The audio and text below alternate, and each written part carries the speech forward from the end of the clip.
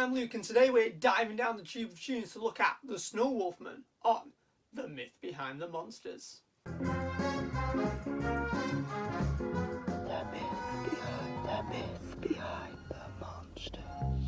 Yes, it's The Myth Behind the Monsters, the show where we take a closer look at the monsters from everyone's favourite mystery-solving series, Captain Caveman. Last time we took a look at the mummy Kabuta from Cavey and the Kabuta Clue. If you want to see more of that creepy fella, go check out that episode. Because today we're looking at the Snow Wolfman, who first appeared in the 10th episode of the first season of Captain Caveman and the Teen Angels, Cavey and the Weirdo Wolfman. The episode starts with the gang at the Twin Peaks ski lodge. Their friend Prince Otto has invited them there and explains to them how it is believed that whoever holds his scepter can control his country. It is only a small country. He gives the scepter to Mr. Holiday to put in the lodge's safe, while he and the gang go skiing, which Brenda is excited for as it's the break from solving spooky mysteries, and she runs into the creepy ski instructor, Bruno. Before they go, Mr. Holiday, the guide, warns them of the Snow Wolfman creature lurking throughout the snow. Then, when the gang goes skiing, we see Cavey crash into a tree. Once they're all finished for the day, they realise that Bruno has gone on ahead when they hear a mysterious howl. Back at Twin Lodge, they discover the place has been ransacked with claw marks everywhere, and the safe has been ripped open with the scepter missing. I knew it! A mystery! Why is it always us? Don't worry, Brenda, I think I know another group of teens that run into things like this. When they split up and search for clues, Taffy and Brenda are chased by the Wolfman, but manage to get away. Once reconvened, Dee Dee discovers that the gang's motorhome has disappeared, and spots there's only one set of footprints leading into the lodge, yet none of when they left earlier. The Wolfman reappears and runs off away from the lodge. Using Cavey's tracking skills, they go after the monster, but their trail only takes them back to the lodge, where they discover their van has returned. Inside the lodge, they find Bruno, who is confused to hear them talk about the Snow Wolfman. Well, his ears must have been ringing, because right then the Snow Wolfman reappears and is chased by Captain Caveman. He pulls off the mask to reveal that. Spoiler alert for a 44-year-old episode! The Snow Wolfman was really Mr. Holiday all along. Dee Dee explains how there were actually twin lodges, and that the lodge that was wrecked was not the lodge the gang and Prince Otto had been staying in. Mr. Holiday had led them to the other lodge to distract the gang while he emptied the safe at the first lodge, even though he was with them at the second lodge the entire time. I feel like there could have been easier ways to distract them for 30 seconds while he opens the safe that he has the combination to. What's the monster? The Snow Wolfman is basically a giant yeti, a Sasquatch, an abominable snowman.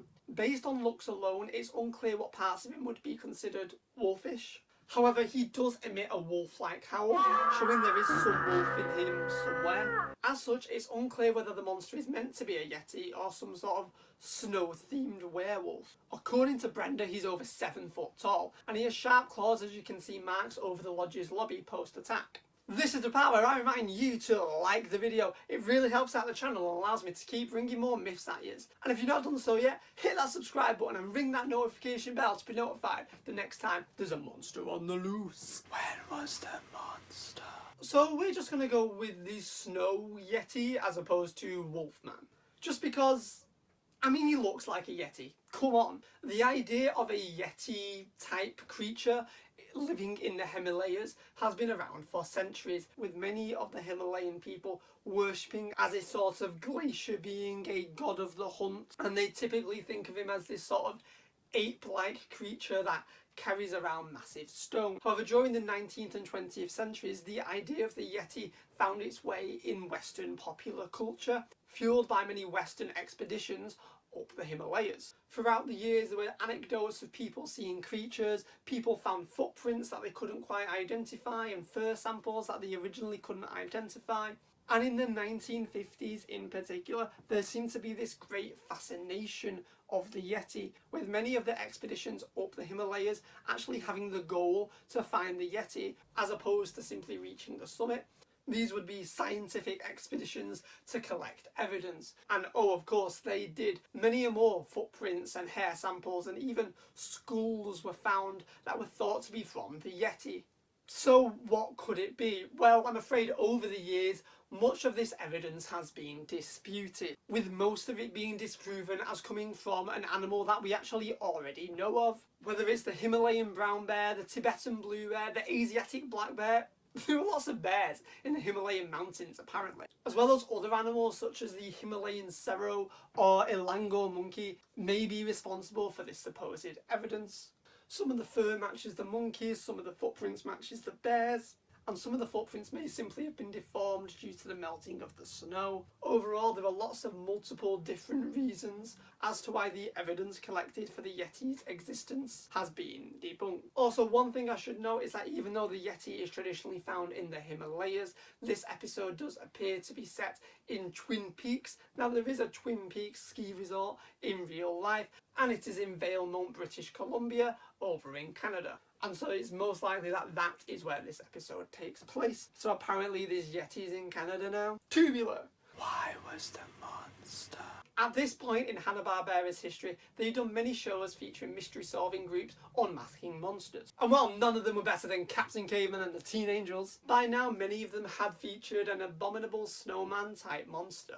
Meaning that at this point, it was a no-brainer that one would feature on the show.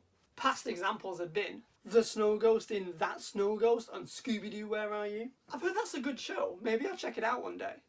The ghost of Bigfoot from the new Scooby-Doo movies. While not being snow-themed, he was an all-white Sasquatch ghost, and he looked as such. There was Professor Snow and Madam Ice from an episode of Speed Buggy, another snow ghost from an episode also called That Snow Ghost, from Goober and the Goob Chasers. Groovy, man. As well as the one featured in the Real Gondola episode of The Clue Club. Legacy of the monster. As we all know, Captain Caveman, being the global phenomenon franchise that it is, has gone through many incarnations over the years, and as such there's been lots of references to episodes and monsters from the early Captain Caveman season, and being that the Snow Wolf Man was only the 10th case that the gang solved, there's been lots of references to this episode specifically. Really? In the Laugh Olympic series, Captain Caveman and the Teen Angels all competed on the Scooby-Doobies team. Hey, there's that dog again. To win medals in the Laugh Olympics competition. It was a globe-trotting event with episodes featuring various different countries all over the world. And 3 in particular feel like a callback to this episode being set in a wintry climate. There were episodes in the Swiss Alps, the Himalayas, and the North Pole.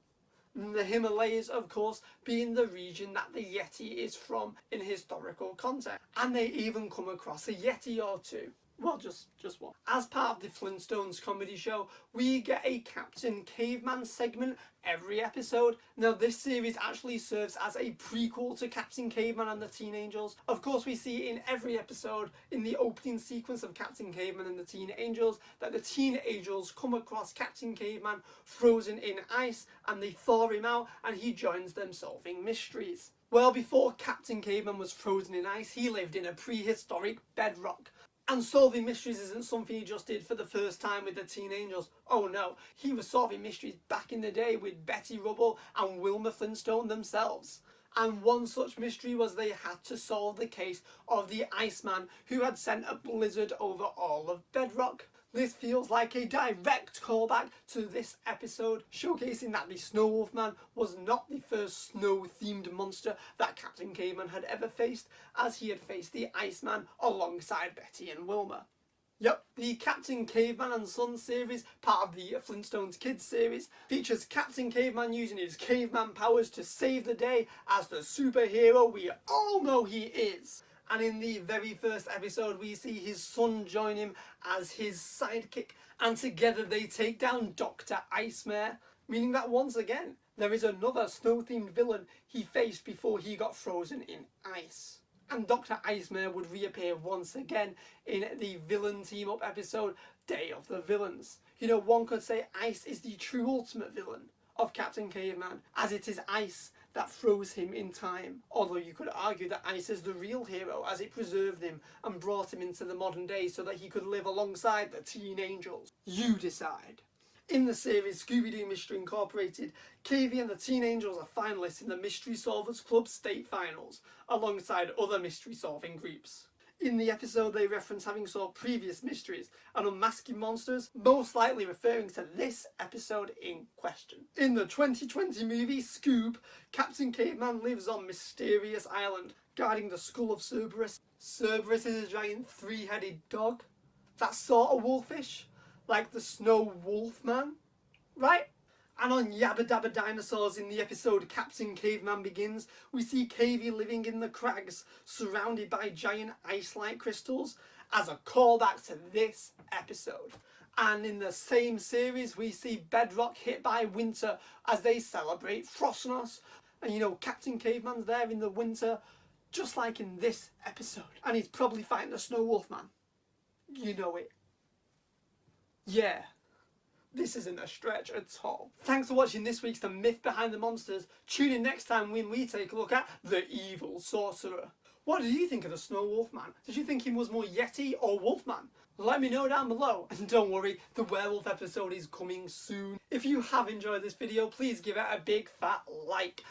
And if you want to see more like this, more episodes of The Myth Behind the Monsters, well, you know what to do. You hit that subscribe button, you ring that notification bell to be notified the next time we dive down the tube of Toons. And if you made it this far, I want to thank you so much for watching, and thank you so much for putting up with all this Captain Caveman nonsense. I mean, I love Captain Caveman, but I think we all know that this series belongs truly to the one and only Scooby-Doo. So this was just a sort of a fun April Fool's joke. I hope you enjoyed it. I think it was a nice break taking a look at Captain Caveman. And I didn't go too deep into the research because there is actually going to be a Yeti episode of Scooby-Doo coming up in like 3 or 4 episodes time. So I didn't want to use up all the good stuff on this little joke type episode. This was pretty fun to make. It was a nice change and a good excuse for me to just be able to sit and watch episodes of Captain Caveman.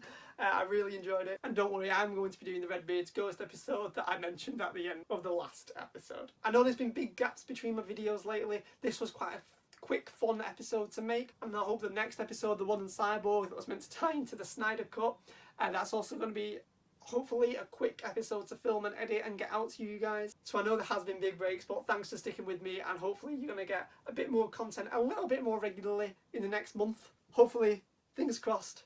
Anyway, thanks for watching everyone. Cheers. Thanks for watching Tube of Toons. If you want more from the channel, hit subscribe. If you want to keep up to date with what's going on, follow us on our socials. Hope you liked it. Cheers.